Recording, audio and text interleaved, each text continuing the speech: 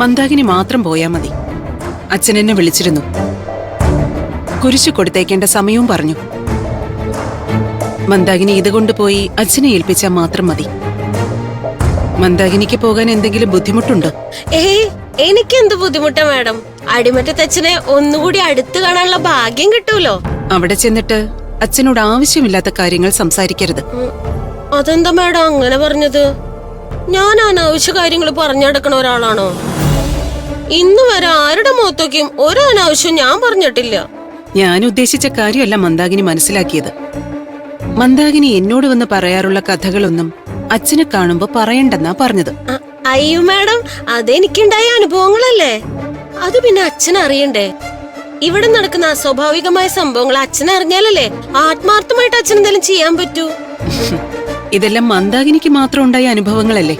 എനിക്കങ്ങനെ ഒരു അനുഭവം ഉണ്ടായിട്ടില്ല. അതുകൊണ്ടാ ആവശ്യമില്ലാത്ത കാര്യങ്ങൾ പറയണ്ടെന്ന് പറഞ്ഞത്. ഓ, എന്നാ പിന്നെ ഞാനായിട്ടൊന്നും പറയണില്ല. ഈ കുറിച്ച് അച്ഛനെ ഏൽപ്പിച്ചാൽ മാത്രം മതി. മറ്റുള്ള കാര്യങ്ങളെല്ലാം ഞാനും അച്ഛനും തമ്മിൽ സംസാരിച്ചിട്ടുണ്ട്. മന്ദാകിനി ഇപ്പൊ തന്നെ പുറപ്പെട്ടു. മാഡം, ഞാനിത് ഭദ്രായിട്ട് അച്ഛനെ ഏൽപ്പിച്ചോളാം. ഇത് കൂടുതൽ ശക്തിപ്പെടുത്തി ഇവിടെ സ്ഥാപിച്ചാലേ ഈ ഹോസ്റ്റലിനെ ചുറ്റിപ്പറ്റിയുള്ള ദോഷങ്ങൾ മാറും. ഞാൻ ഇപ്പൊ തന്നെ പോയിട്ട് വരാം മാഡം. അല്ല മാഡം, ഞാൻ ഇതുമായിട്ട് എവിടെയാ ചെല്ലേണ്ടത്? ഏത് പള്ളിയിലെ അച്ഛൻ ഉദ്ഘാടനത്തിന് വരുന്നത്? അതെല്ലാം ഞാൻ വിശദമായി പറഞ്ഞു തരാം. മാഡം ഇങ്ങനെ പലതും പറയും എന്ന് കരുതി അച്ഛൻ അറിയേണ്ട കാര്യങ്ങൾ അച്ഛൻ അറിയണ്ടേ? ഇതൊക്കെ ഒളിച്ചു വെച്ചാ ഇവിടെ താമസിക്കുന്നവർക്കല്ലേ അതിന്റെ ആപത്ത്. മന്ദാകിനി, എങ്ങോട്ടാ യാത്ര? അടിമറ്റത്ത് അച്ഛനെ കാണാൻ പോവാ. ആ, അടിമറ്റത്ത് പോവാണോ? അപ്പൊ ഇന്നിനി ഇങ്ങോട്ട് വരില്ലേ? അടിമറ്റത്തല്ല പോണത്. അച്ഛൻ ഇവിടെ അടുത്തൊരു പള്ളിയിൽ വരുന്നുണ്ട്. അവിടെ വെച്ച് അച്ഛനെ നേരിട്ട് കണ്ട് ഈ കുരിശ് അച്ഛനെ ഏൽപ്പിക്കണം.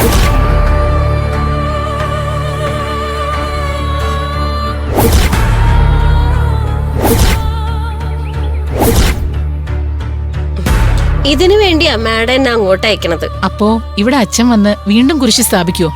അച്ഛൻ ഇവിടെ വന്ന് വീണ്ടും കുരിശ് സ്ഥാപിക്കുക തന്നെ ചെയ്യും. ഈ കുരിശ് കൂടുതൽ ശക്തി പ്രാപിച്ച് ഇവിടെ തന്നെ തിരിച്ചു വരും.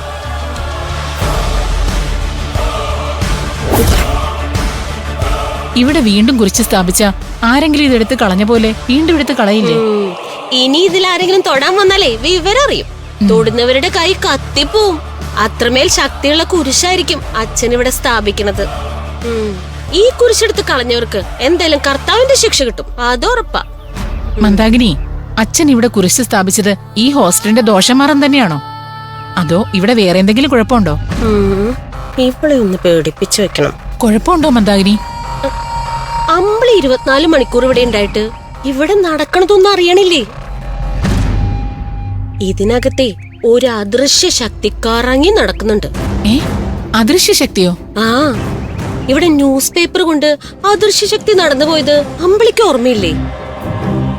കിച്ചണില് അദൃശ്യ ശക്തി വന്ന് പപ്പടം തിന്നൂർത്തു. അങ്ങനെ എന്തെല്ലാം നടക്കുന്നു. പിന്നെ രാത്രി നടക്കണ കാര്യങ്ങള് ഞാനായിട്ട് പറയുന്നില്ല. നീ ഇവിടെ ജോലി മതിയാക്കി പോവും. രാത്രിയിൽ ഇവിടെ എന്താ നടക്കുന്നേ? അത് ഞാൻ പിന്നെ പറയാം. ഈ കുരിശേ ആദ്യം അച്ഛനെ ഏൽപ്പിച്ചിട്ട് വരട്ടെ.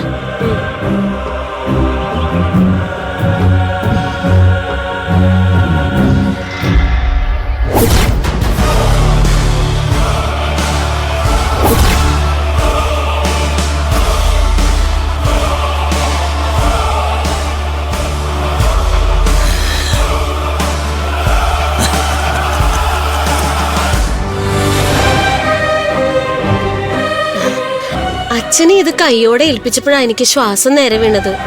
ഇത് കൊണ്ടുവരുന്ന വഴി എന്തെങ്കിലും സംഭവിക്കുമെന്നാ എനിക്ക് പേടിയായിരുന്നു. ഇനി ആ പേടി വേണ്ടല്ലോ. ഇത് ഇളകി വീണതാണോ അതോ ആരെങ്കിലും ഇളക്കി എടുത്തതാണോ?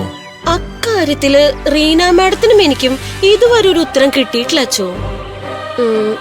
എനിക്ക് ചില സംശയങ്ങളൊക്കെ ഉണ്ട്. അച്ഛൻ വിശ്വസിക്കുകയാണെങ്കിൽ ഞാനത് പറയാം. എന്താ മന്ദാകിനിയുടെ സംശയം? രാത്രിയാകുമ്പോ ഹോസ്റ്റലിനകത്ത് ഒരു കറുത്ത പുതപ്പ് മൂടിയ രൂപം സഞ്ചരിക്കുന്നുണ്ട് അച്ഛോ. അവിടുത്തെ കുട്ടികൾ ആരെങ്കിലും ആണോ? അല്ലച്ചോ, ഇത് കുട്ടികളല്ല. ആദ്യം ഞാൻ അങ്ങനെ കരുതിയത്. പിന്നെ മനസ്സിലായത് അത് പിള്ളേരല്ല, ഏതോ അദൃശ്യ ശക്തിയാണെന്ന്. ആ രൂപത്തെ മന്ദാകിനി മാത്രമാണോ കണ്ടിട്ടുള്ളത്? ചില പിള്ളേരും കണ്ടിട്ടുണ്ട്. ചില പിള്ളേരെ ആ രൂപം അടിച്ചിട്ടിട്ടുണ്ട്. എല്ലാം പരമരഹസ്യ. റീന മാഡത്തെ പേടിച്ച് ആരും ഒന്നും പുറത്തു പറയില്ല അച്ചോ.